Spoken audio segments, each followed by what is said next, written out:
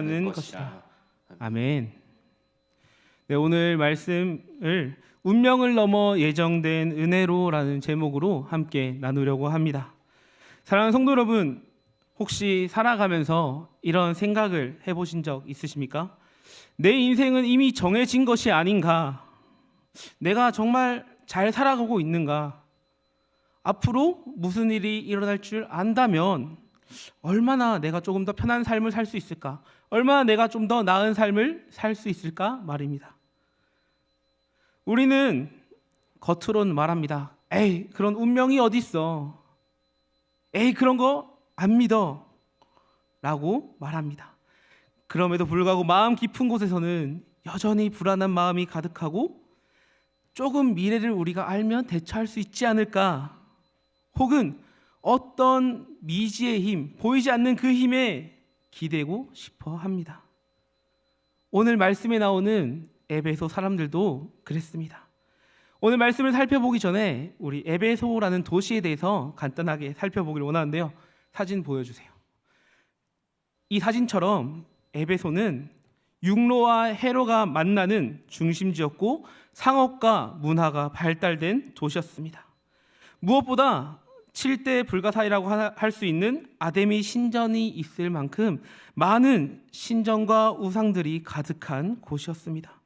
사도행전 19장을 보면 그곳에 마술과 주술, 점성술이 가득했다라고 말하고 있습니다.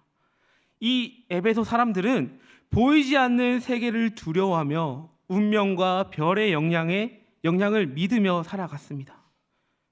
그들에게는 선택과 예정이라는 말이 위로로 들리지 않고 두려움으로만 다가왔습니다.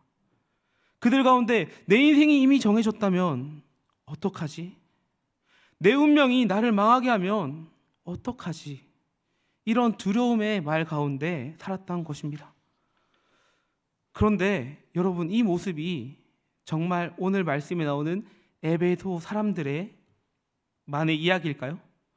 오늘날 우리의 삶의 모습과도 별반 다르지 않은 것 같습니다. 최근 들어 길을 걷다 보면 사주, 타로, 운세를 보는 가게들을 쉽게 찾아볼 수 있는 것 같습니다. 많은 사람들이 중요한 결정을 앞두고는 이런 가게에 찾아가서 자신의 미래를 살펴본다는 것입니다. 그런데 정말 안타까운 것은 그러한 안 믿는 세상 사람들뿐만 아니라 믿는 그리스도인들조차 그 자리에 앉아 있다는 것입니다. 보고 싶지 않았습니다. 그런데도 했던 분들이 앉아 있던 것을 착각이겠지만 보았던 기억이 있습니다. 우리는 하나님 앞에 붙들려야 하지만 여전히 그 미래에 대한 두려움 때문에 이런 곳을 찾으며 나아가고 있다는 것입니다.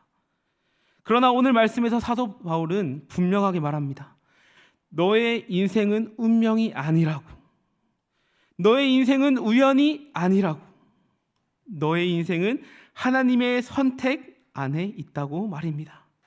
하나님이 창세 전에 그리스도 안에서 우리를 택하시고 거룩하게 하시며 자녀 삼았다고 말하는 것입니다. 여러분, 이 사실이 믿어지십니까? 그렇다면 우리는 정말 이 하나님의 은혜를 붙들며 살아가고 있습니까?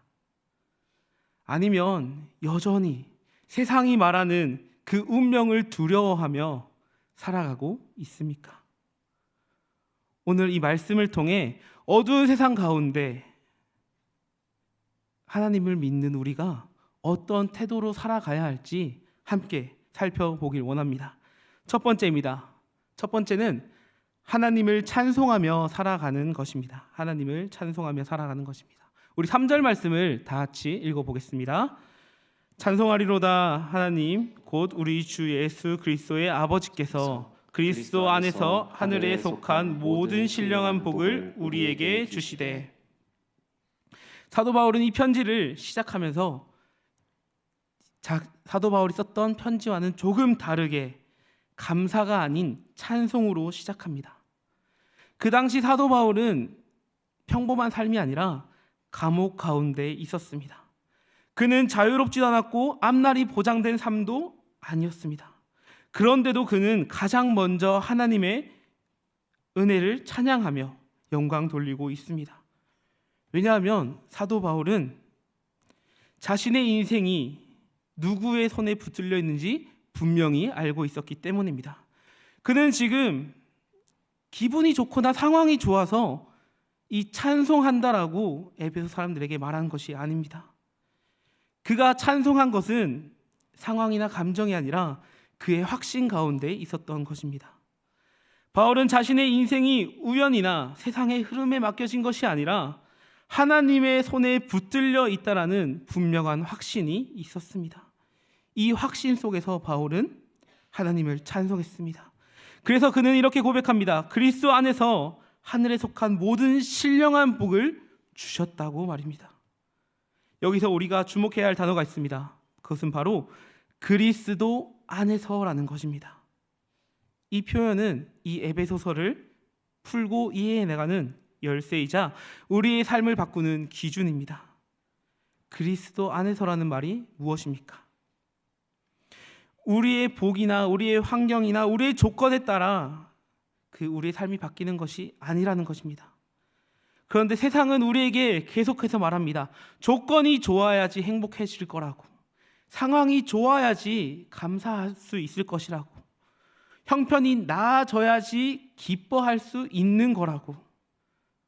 그래서 사람들은 계속해서 기다립니다. 환경이 좋아지기를, 문제가 해결되기를, 형편이 나아지기를. 그리고 모든 게 나아지고 나면 그제서야 감사하려고, 기뻐하려고, 찬송하려고 합니다. 하지만 바울은 정반대로 말합니다. 그리스도 안에 있으면 이미 복을 받은 자라고. 여러분, 우리는 복을 받기 위해 애쓰는 사람이 아닙니다. 우리는 이미 그 하나님의 복을 받은 존재입니다. 우리는 축복을 받기 위해 하나님께 나아가는 존재가 아니라 이미 축복받은 자로서 하나님을 예배하는 존재이자 자녀입니다. 이 사실을 믿으면 우리의 삶이 완전히 달라져야 합니다. 더 이상 상황이나 환경에 끌려다니지 않아야 합니다. 왜냐하면 우리의 삶은 그리스도 안에서라는 그런 기준이 있기 때문입니다. 그렇다면 우리의 삶을 돌아보아야 합니다. 우리는 이 사실을 알면서도, 그 하나님을 믿으면서도 왜 여전히 우리의 삶 가운데 찬송하지 못할까요? 왜 우리는 여전히 우리의 상황을 바라보며 그 세상 가운데 흔들리고 있을까요? 왜 문제가 오면 하나님보다 먼저 다른 것을 찾을까요? 이유는 단 하나입니다. 하나님을 바로 알지 못하기 때문에. 오늘 말씀에 나오는 에베소 이 지역 또한 영적인 것에 굉장히 민감한 지역이었습니다. 우상이 가득했고 사람들 가운데는 그 보이지 않는 운명 때문에 그 운명에 흔들리며 두려워하는 지역이었습니다. 그들은 어쩌면 하나님에 대해서도 알고 있었을 것입니다. 그런데 결정적인 문제는 뭐냐면 참 하나님을 알지 못했다는 것입니다. 그래서 그들은 그 운명이라는 그 두려움 가운데 살고 있었다는 것입니다. 그래서 바울은 반복해서 말합니다. 그리스도 안에서 예수 그리스도 아버지, 누가 복을 주시는 분인지, 누가 우리의 인생을 붙들고 있는 분인지 분명하게 에베소 사람들에게 말하고 있는 것입니다. 사랑하는 성도 여러분, 이 모습은 우리의 모습이기도 합니다. 우리는 하나님을 믿는다고 말합니다. 예배도 열심히 드리고 있습니다. 찬송도 엄청 박수치면서 열심히 하고 있습니다. 그런데도 마음 깊은 곳에는 여전히 그 어려움과 불안이 있습니다. 그래서 중요한 순간이 오면 하나님보다 먼저 세상의 방법을 찾습니다. 사람을 의지하기도 하고요, 환경을 계산하기도 하고 우리의 조건을 따져 방법을 찾기도 합니다. 왜냐하면 하나님을 안다고 생각하지만 실제로는 정확하게 알지 못하기 때문입니다. 여러분, 하나님을 바로 알면 반응이 달라질 수밖에 없습니다. 하나님을 바로 알면 바울과 같이 두려움보다 찬송이 먼저 나와야 합니다. 하나님을 바로 알면 염려보다 감사가 먼저 나와야 합니다. 하나님을 바로 알면 상황보다 하나님을 바라볼 수밖에 없습니다. 그래서 오늘 말씀은 우리에게 말하고 있습니다. 하나님을 바로 할 때 우리는 진짜 찬양을 할 수 있다고 말입니다. 여러분의 삶은 어떠합니까? 여러분의 삶은 에베소 사람들과 같은 모습입니까? 아니면 바울과 같은 모습입니까? 오늘 하나님은 우리에게 말씀하십니다. 환경이 아니라 나를 바라보라고. 상황이 아니라 그리스도 안에 있는 너의 정체성을 바로 붙잡으라고 말입니다. 이제 결단했으면 좋겠습니다. 여러분은 상황을 따라 살겠습니까? 아니면 하나님을 바라보며 살겠습니까? 여러분의 입술과 고백 가운데 이제는 상황에 흔들리지 않고 이미 복을 받은 자로서 어떤 순간에도 하나님을 찬송하는 사람이라고 고백이 흘러넘치길 간절히 소망합니다. 우리 두 번째입니다. 두 번째는 하나님의 주신 복을 기억하며 살아가는 것입니다. 4절 말씀을 함께 읽도록 하겠습니다. 4절입니다. 곧 창세 전에 그리스도 안에서 우리를 택하사 우리로 사랑 안에서 그 앞에 거룩하고 흠이 없게 하시려고. 바울은 여기서 놀라운 사실을 말합니다. 창세 전에 우리를 택하셨다라고요. 이 말씀이 무엇입니까? 우리가 하나님을 찾기 전에 하나님이 먼저 우리를 찾으셨다는 것입니다. 우리가 하나님을 선택하기 전에 하나님이 먼저 우리를 선택하셨다는 것입니다. 우리가 하나님을 사랑하기 전에 하나님이 먼저 우리를 사랑하셨다는 것입니다. 이것이 은혜입니다. 우리가 대단하고 엄청난 노력을 통해 얻은 것이 아니라 하나님이 전적인 은혜를 통해 우리는 선택받은 존재가 된 것입니다. 그래서 바울은 말합니다. 이것이 복이라고 말입니다. 세상은 말합니다. 돈이 많으면 복이라고, 건강하면 복이라고, 형편이 좋으면 복이라고. 하지만 성경은 분명히 말합니다. 하나님이 너를 선택한 것, 그것이 가장 큰 복이라고. 여러분, 이보다 더 큰 복이 어디 있겠습니까? 내 인생이 우연이 아니라는 것, 하나님의 계획 속에 있었다는 것, 내 존재가 하나님의 뜻 안에 시작되었다는 것, 이 사실은 우리의 인생을 완전히 바꾸는 진리입니다. 그런데 세상은 이것을 보지 못합니다. 세상은 내 인생은 내가 만들어야지 라고 우리에게 말하고 있습니다. 그래서 사람들은 더 잘하려고, 더 가지려고, 더 높이 올라가려고 노력하고 애쓰고 있습니다. 근데 그 끝에 무엇이 있나요? 그 끝은 비교와 불안과 두려움 뿐입니다. 왜냐하면 내가 내 인생을 책임져야 한다는 부담감 때문입니다. 그러나 세상과 다르게 성경은 분명히 말합니다. 너의 인생은 이미 하나님이 붙들고 있다고 말입니다. 여러분, 이 사실을 붙들고 기억하면 우리는 더 이상 세상처럼 남들과 비교하지 않아도 됩니다. 우리는 세상처럼 불안해하지 않을 수 있습니다. 나는 이미 하나님께 선택받은 존재이기 때문입니다. 선택받았다는 것은 우리의 인생에 실패가 없다는 것입니다.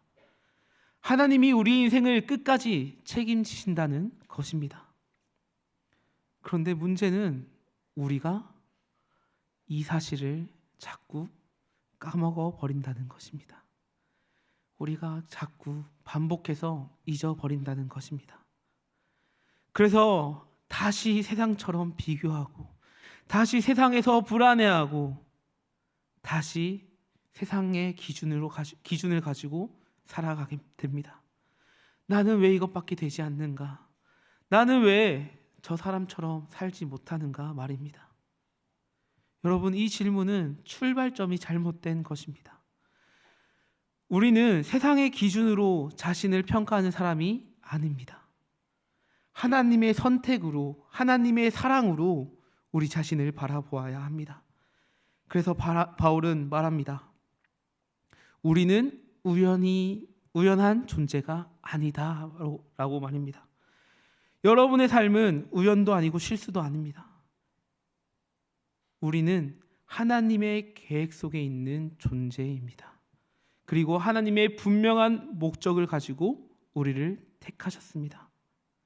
그 목적은 바로 거룩하고 흠이 없게 하시려고 말입니다. 하나님이 우리를 택하시고 계획하신 것은 우리가 조금 더 편한 삶을 살게 하시기 위함이 아니라 거룩하게 살게 하시기 위함입니다. 그래서 하나님의 자녀이자 믿는 성도는 상황을 따라 사는 사람이 아니라 정체성을 따라 사는 사람입니다. 나는 하나님의 자녀라고, 나는 선택받은 자라고 이 정체성을 붙들고 어떤 상황에도 흔들리지 않는 사람입니다.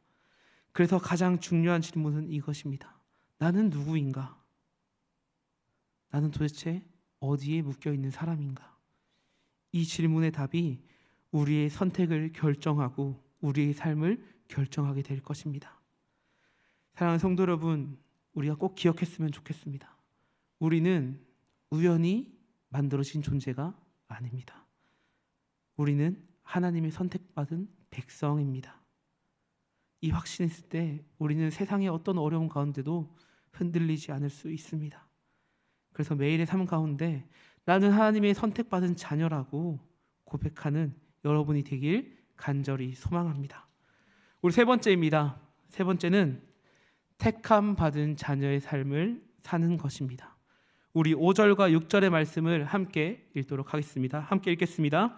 그 기쁘신 뜻대로 우리를 예정하사 예수 그리스도로 말미암아 자기의 아들들이 되게 하셨으니 이는 그의 사랑하는 자 안에서 우리에게 거저 주시는 바 그의 은혜의 영광을 찬송하게 하려는 것이라. 아멘. 여러분, 하나님이 우리를 왜 택하셨다고 하십니까? 자녀 삼기 위해서 택하셨다고 합니다. 우리는 단순히 죄 사함만을 받은 사람이 아닙니다. 그냥 천국행 티켓을 받은 사람이 아니라는 것입니다. 우리는 하나님의 자녀입니다. 자녀는 신분입니다. 누가 뭐라 해도 바뀌지 않는 것입니다. 자녀는 하나님의 사랑 가운데 맺어진 관계입니다. 어떠한 조건이 아니라 사랑으로 맺어진 관계입니다. 그렇다면 여러분은 종의 모습으로 살아가고 있습니까? 아니면 자녀의 모습으로 살아가고 있습니까? 많은 분들은 이 신분, 자녀의 신분을 가지고 살아갑니다. 기억하고 살아가길 원하는데 세상에 살다 보면 매일매일 삶 가운데 그 자녀의 신분은 잊어버리고 종의 신분으로 살아갈 때가 너무나 많은 것 같습니다. 종은 자녀와 다르게 주인에게 인정받기 위해 일합니다. 하지만 자녀는 사랑받기 때문에 살아갑니다. 종은 주인에게 혹시나 쫓겨날까 봐 두려워하며 살아가지만 자녀는 하나님을 신뢰하며 살아갑니다. 종은 주인의 눈치를 보며 살아가지만 자녀는 하나님의 뜻을 물으며 그 뜻대로 살아갑니다. 여러분은 어떠한 삶을 살아가고 있습니까? 하나님은 우리에게 분명히 말하고 있습니다. 너는 내 자녀라고. 그렇다면 우리는 어떻게 살아가야 합니까? 우리는 자녀의 신분을 깨닫고 자녀처럼 살아가야 합니다. 그럼 자녀의 삶은 어떤 삶인지 함께 살펴보기 원하는데요. 첫 번째는 하나님의 뜻대로 살아야 합니다. 자녀의 삶은 하나님의 뜻대로 사는 것입니다. 5절 상반절에 그 기쁘신 뜻대로라고 나와 있습니다. 자녀는 이제는 우리의 기준과 내 뜻대로 살아가는 것이 아니라 하나님의 뜻대로 살아가는 것입니다. 하나님, 이 선택이 그 주님의 뜻입니까? 아버지의 뜻입니까? 하나님, 이 길이 주님이 기뻐하시는 길입니까? 매일의 삶 가운데 이 질문을 가지고 이 질문을 우리의 삶의 기준을 가지고 살아가는 것입니다. 여러분, 신앙은 그냥 살아가는 것이 아닙니다. 신앙은 매번 선택의 연속입니다. 매 순간 내 뜻인가 하나님의 뜻인가 그것을 선택하며 결정하며 살아가는 것입니다. 그런데 우리가 기억해야 할 것은 우리는 종이 아니라 하나님의 자녀라는 것입니다.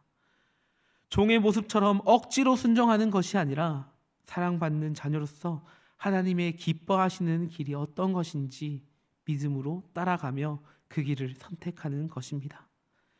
자녀의 삶 두 번째는 하나님의 영광을 위해 사는 것입니다.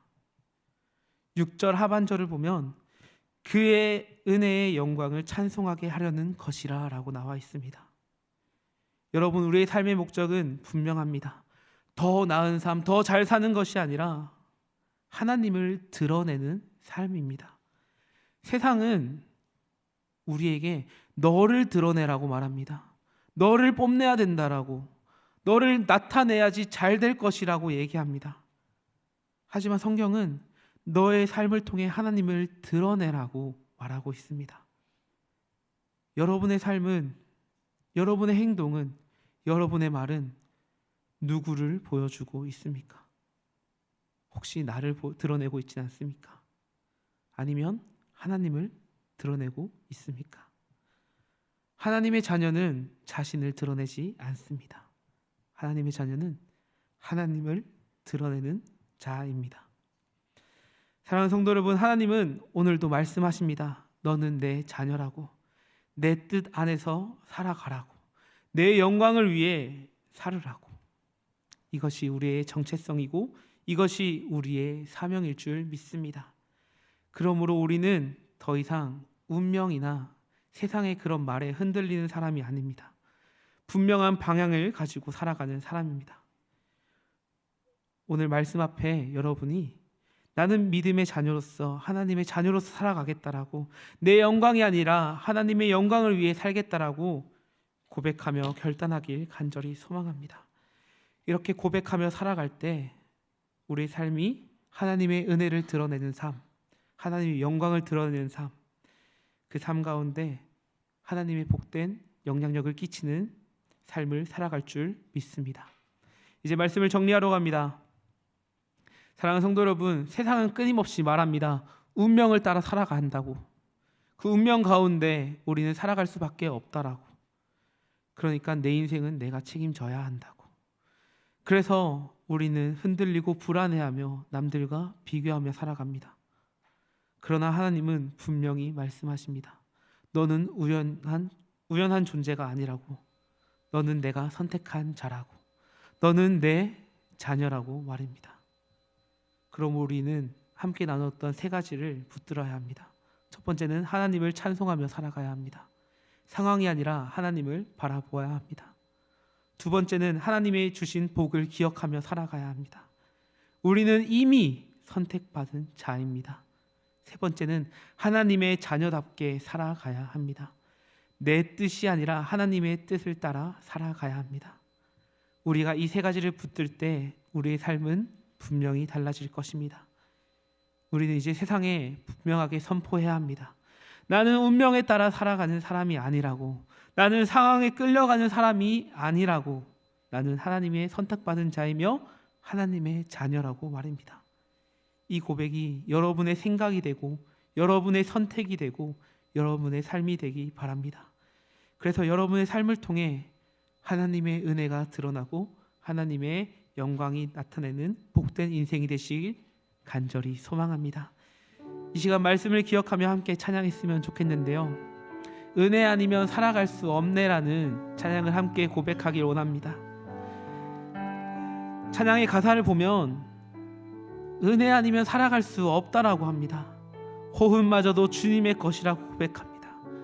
크신 계획 다 볼 수 없고 작은 고난에 지쳐도 주께 묶인 나의 삶을 주님께서 버티고 견디게 하신다라고 가사는 고백하고 있습니다.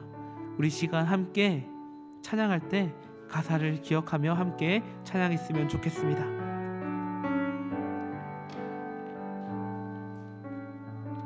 은혜 아니면 살아갈 수가 없네.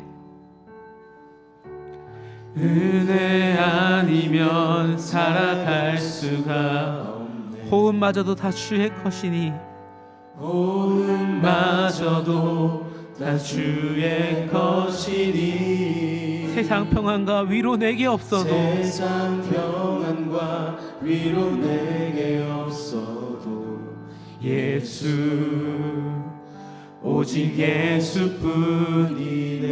은혜 아니면 살아갈 수가 없네. 은혜 아니면 살아갈 수가 없네. 나의 모든 것 다 주님께 맡깁니다.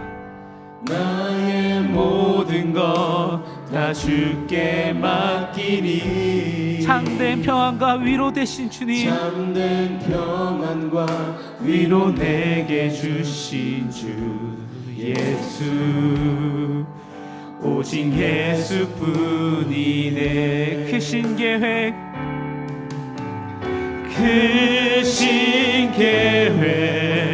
다 볼 수도 없고 작은 고난에 지쳐도 주께 묶인 나의 모든 삶 버티고 견디게 하시네. 은혜 아니면 살아갈 수가 없습니다. 은혜 아니면 살아갈 수가 없네. 나의 모든 것 다 주께 맡기니 참된 평안과 위로 내게 주신 주 예수 오직 예수. 한 번 더 고백하겠습니다. 크신 계획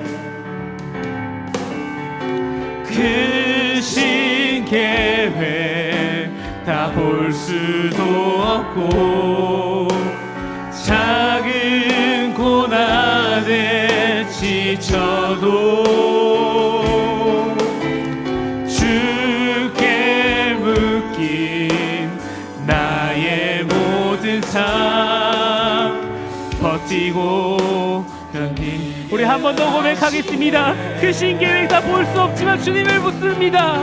크신 계획 다 볼 수도 없고 작은 고난에 지쳐도 주께 묶인 나의 모든 삶 버티고 견디게 하시네. 은혜 아니면 살아갈 수가 없네. 나의 모든 것 다 주께 맡기니 참된 평안과 위로 내게 주신 주 예수 오직 예수뿐이네. 우리 시간 말씀을 붙들고 함께 기도했으면 좋겠습니다. 하나님은 우리에게 말씀하십니다. 찬송하리로다. 하나님 곧 우리 주 예수 그리스도의 아버지께서 그리스도 안에서 하늘에 속한 모든 신령한 복을 우리에게 주시되. 사랑하는 성도 여러분, 우리는 부족해서 이 자리에 나와 있는 것이 아닙니다. 이미 은혜를 받은 자이기 때문에 이 자리에 나온 것입니다. 그런데 우리의 삶을 돌아보면 여전히 상황에 흔들리고 여전히 환경을 보고 찬송보다는 염려가 나올 때가 너무나 많은 것 같습니다. 이 시간 기도할 때 주님, 우리의 시선을 다시 하늘로 돌려주시옵소서. 이미 주신 은혜를 붙들고 염려보다는 주님을 찬송하게 하여 주시옵소서라고 이 기도 제목을 가지고 이 시간 함께 기도하며 나아가도록 하겠습니다. 함께 기도하겠습니다.